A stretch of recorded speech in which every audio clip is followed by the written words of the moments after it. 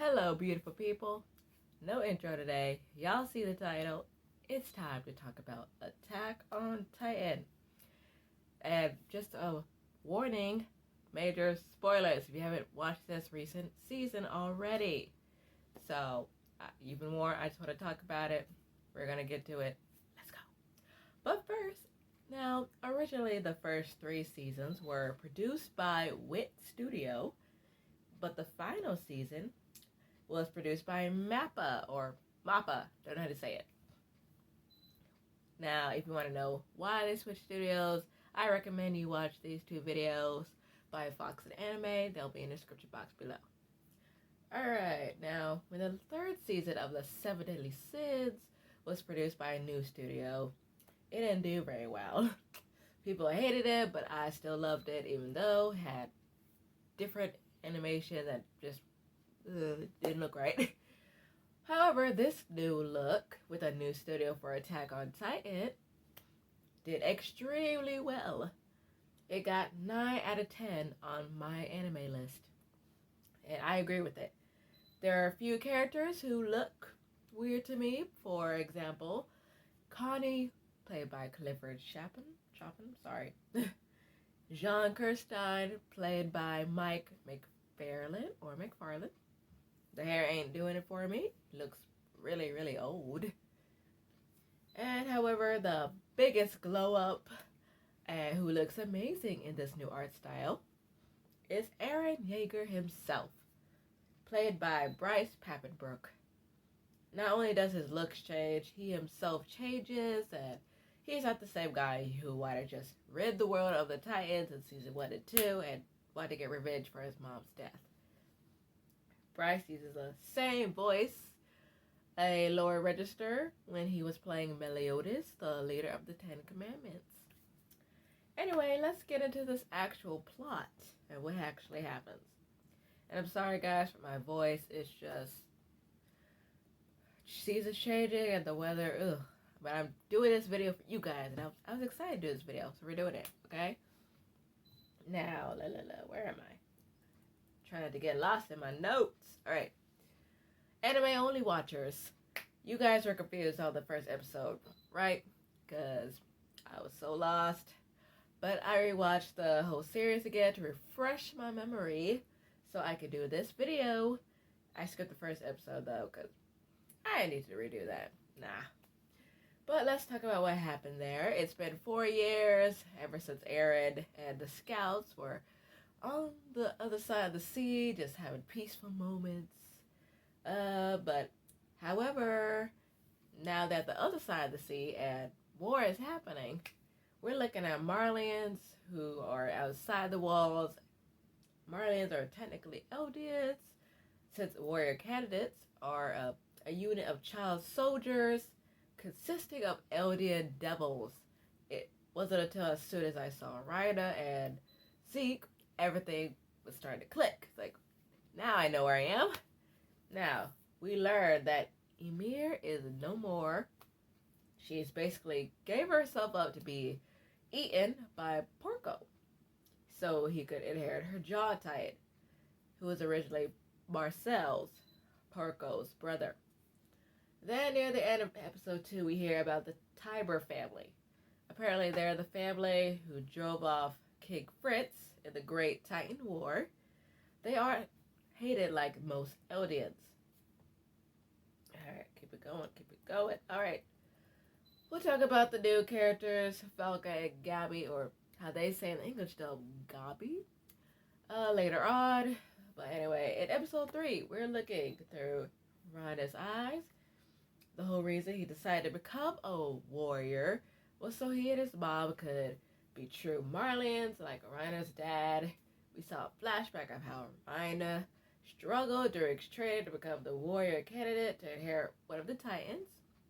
And it's very different from how he is in season 1. It's like, whoa, this is you, Rhina? Anyway, and look at Annie and Bertold, they're back. Anyway, after that, we learn about who's getting what Titan and what they do. Female Titan, great versatility, has endurance, can summon pure Titans that can't transform back into humans. We saw that in season 1 when she got caught and needed a way out. Armor Titan specializes in defense, but if charges full speed, it can break down walls and gates alike. It suits Bronze or Reiner's tenacious spirit.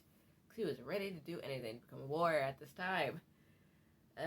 Jaw Titan, an assault weapon, speedy with some powerful claws and teeth that can crush almost anything.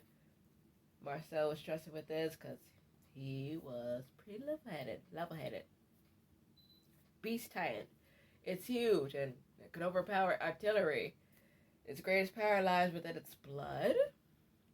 Cart Titan, great for long missions, can hold its Titan form for days and it can enhance its with specialized equipment. Peak has superior judgment. Colossal Titan, a god of destruction. I mean, it's huge. Alright. Now, Reiner is in a dark place. He's got a freaking rifle and didn't snap out of it until Falco hit the wall. We'll see more of Reiner's despairiness. Yeah, I put that in there. I know it's not a word, but it's just so much despair. Later on, skip to the end of this episode, we have Falco talking to Eren, but is going by Kruger. And you remember by season 3 where we have the flashback of Eren's dad, he's talking to Kruger, and it all comes together. I didn't know that. I didn't click till later. Episode 4, we meet the Tiber family. The Warhammer Titan, right there, is here. I was shocked to find out who it actually was. Were you shocked? Did you know who it was? Or did you figure it out? But moving on, we see that finally Falco wins against Gabi in a foot race, but it's still a win. Gabi wasn't happy. She was like, why are you trying so hard? Your brother, Colt, is already guaranteed for the Beast Titan. Your family's set. Then Falco basically confesses his love. And he says, I'm doing this for you. Alas, Gabi doesn't get it. Lindsay Sato, who plays Gabi, she screams a lot. Comment down below if you know any protagonists who are dense when it comes to other characters expressing their feelings. Clear as day. Anyway, after a nice little festival, it's time for a little reunion between Reiner and Eren. And here it comes, the big dun-dun-dun. Episode 5. Eren is pretty intimidating. This confrontation was exactly the title of the episode, Declaration of War. I really should have known that things are about to happen when the Asian lady from Hizuru, said, let's get out of here. She knew something was about to go down. She was in on the plan. Plus, in the preview, Eren's eye was glowing. Let's see. Then we have Annie's dad, Mr. Lanhart, having a chat with Narina's mom. I'm sorry. Okay. Mr. Lanhart is like, oh wait, I'm skipping. Alright, they're reminiscing about Bertolt and his dad. He just died in his sleep. And then she starts talking like Annie's dead. But then Mr. Lanhart is like, hold up. Annie isn't dead. My daughter is alive. She'll come back. She promised me she would. Back to Eren. And Reiner. He's asking why is he here in Marley country. Eren is basically saying that he's about to cause the same chaos you did back in my hometown. While this is going on, Willie, the head of the Tiber family, is giving this grand speech. He's got all kinds of things going on in the background, and it reminds me of a live theater production. Jonah Scott, who plays Willie, really was captivating. I was really trying to focus on the story was fine for power. I'll probably be playing this in the background a little bit. Began the Great Titan War. It's really good. Which saw 8 of the 9 Titans. He talks about how 4 warriors were sent on a mission. It was a mission to Parody Island to retrieve the founding Titan. However, only Reiner was able to return to Marley safely. Jump to the end of his speech, he said that the Tiber family aren't really heroes. They're thieves that only save themselves. back to Aaron. He says, we're all just people, but you are taught that the people in the walls weren't like you, that we were demons, you were just kids that were brainwashed. Hatred was part of your training. As long as you were, how could you fight that? Reiner wanted to become a hero. Now he wants Aaron to kill him. He's just done with this life. Episode 6, we start with Willie talking to his family. It was like he knew he was gonna die, so he was giving his final goodbyes. Then we get to Aaron transformed and causing a rampage. I was waiting for this. This is when we finally get some action between Titans. Everything is in chaos. People are getting crushed by rocks. People are getting trampled by people. And Zofia, looking like the Wicked Witch of the West, or the East, with her feet just popping out. We find out later who the Warhammer Titan is. And it's the sister. They made her look like a servant, so I know it was her sister. His sister. Anyway, she starts transforming. The scouts are here. Sasha is played by Megan Shipman now, who was originally played by Ashley Birch. Do you guys like this change or care about it? This is one of the favorite episodes of the season. All of my favorite people are finally back. I know these people, if it wasn't obvious already. Aaron has gotten smarter. He's completely a different person from season 1 and 2. He figures out the Warhammer Titan's weakness by looking at how she transformed with her feet first. Skip to the end. Here we see Porco attempt to retreat after getting his jaw sliced by Levi himself. I've been losing it. Love how the scouts are coming all synchronized. This whole scene was just on point, like usual. And Porco says, "Can't you see I'm a Titan? Are a bunch of humans really about to come and kill me? No, they're not human. They're devils. Shoot, they've been to hell and back, so they ain't scared of you. Of course, they're charging at you." I just love this scene so much. Alright, episode 7. Porco was about to be taken down by the scouts. But here comes the cart Titan. With heavy machinery. And apparently, the Warhammer Titan isn't down yet. We see a surge of something and Aaron going up in the air and protecting his neck with his arm. Like this. Could have swore we saw Aaron unplug her with a bunch of blood spilling out, and her Titan fell down. So someone explained to me how she continued to cause damage, because I don't get it. But anyway, Ryder is in a mini Titan coma. Time for Armin's entrance. I was wondering where he was. He transforms and takes out a whole port. Then here's Sasha taking the first shot at one of the shooters on the peak's back. And here comes John with his awesome slide move to take out one of the cart Titan's eye with a thunder spear. Then everybody's throwing thunder spears at her and takes out one of the cart Titan's eye with the... Oh, I just said that. She takes off a fall, and then her eye is popping out. She doesn't look good. Armin is coming out of his Colossal Titan and see all the damage he did. You could tell he felt remorse by just looking at what he's done, but and in his voice and eyes. But Aaron definitely didn't feel anything, even after Mikasa asked him, "Do you know what you've done?" Now Falco wants Ryder to sit this battle out because he was there when Ryder and Aaron were talking.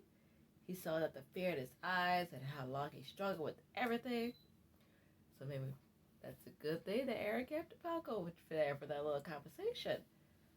And then Ryder says, "Why will any of you let me die in peace?" And ending, now we come to episode 8. Here it is. The title, Assassin's Bullet. Y'all know what's happening. Sasha's dead. But let's get up to how it gets there. Connie says, honestly, I'm just glad that we made it. I know this is unfair to the others, but you guys will always be special to me. Then we get a fun moment where they're going back and forth about John's beard. Connie always being special to me. Oh, I said that. Called it a sorry excuse for a beard. As Sasha says, yeah, Connie's right. Even if you could grow a real beard, it's not like you could eat it. Yeah, that's what she says. The audience and John are like, huh? I didn't get it that Sasha being Sasha. But then she asks, are we eating anytime soon? And really loving Falco here because he's remembering what Aaron was talking about with the rhino. Falco says their home was trampled too. That's why our warriors attacked them years ago. They've killed lots of people. This is just revenge. And Sasha clearly heard something. She should have trusted her instincts and survived. Lots of people. Sorry. In past seasons, we learned that her instincts are no joke. She can hear Titan's footsteps from miles away and can distinguish a Titan scream. But anyway, the way she died, it was clear that Isayama, the guy who created this manga,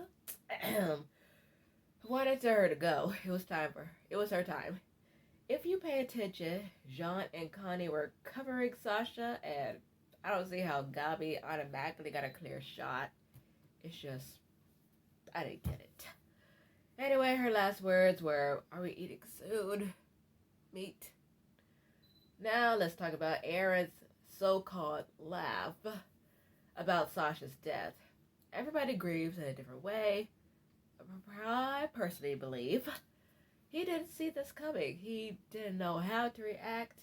Flashback to season 2, where he had a laughing/crying moment after Hans was eaten by the same Titan that ate his mom. As you can see, when they zoomed in on his mouth, he wasn't smiling. It was like a cringe, I don't know. Then it closer to his face, with everything. Connie, I don't know what you're talking about. He did not laugh. It was not a laughing matter. It's just, what are you gonna do? So, and then a big moment also in this episode was Zeke's betrayal. Top 10 betrayals in anime. Didn't see that coming, so whoa. Anyway, I am going to end this here. Like I said, we're only discussing episodes 1 through 8 in this video. But be back next week when we talk about episodes 9 through 16. I really hope you enjoyed this video. Tell me your thoughts. What was your favorite moment from the first half of this season? Or worst moment, I guess? I don't know. Tell me all these thoughts in the comments down below. Don't forget to follow me on Twitter and Instagram to stay updated. I'm Michaela. I will see you later. Bye.